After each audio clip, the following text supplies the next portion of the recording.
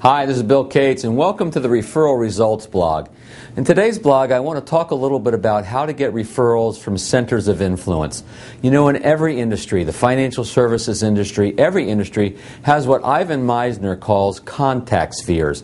These are people who are natural centers of influence for that particular industry. Now, certainly in financial services, it's CPAs, it's attorneys, human resource directors, other types of advisors that you don't compete with directly, all kinds of centers of influence. And the key ingredient in getting referrals from centers of influence, any center of influence, is your referability. In other words, do they like you? Do they trust you? Do they understand the full scope of work you do? Do they understand your value proposition? Have you taken the time to really explain your full value proposition to them? And have you taken the time to talk about how you handle referrals?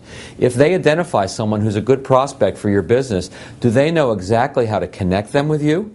Have you talked about what those connections are going to look like? And then how you'll handle those connections, how you'll handle the referrals they send your way. You see, to give you referrals is a risk. For a client to give you referrals, for a center of influence to give you referrals, there's a little bit of risk there.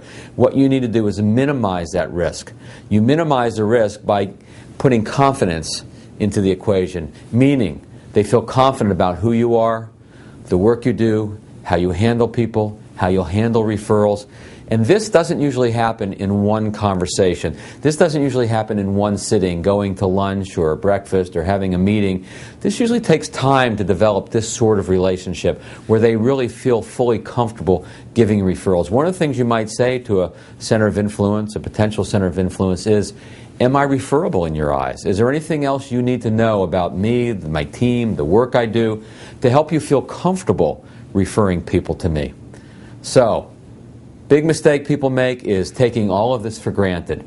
The best way to get referrals from centers of influence is to work on that referability and to formalize the relationship, to make sure that you talk about your referability, your value proposition, to make sure you talk about what it would look like if they identified someone, how to identify someone who's a good match for you, what it would look like if, how they introduced you, and how you'll handle the referrals. Never to assume any of that, but to talk a lot about it and to formalize the relationship. So I hope you found this referral blog helpful. Stay tuned for the next one in a couple of weeks. Thanks for watching.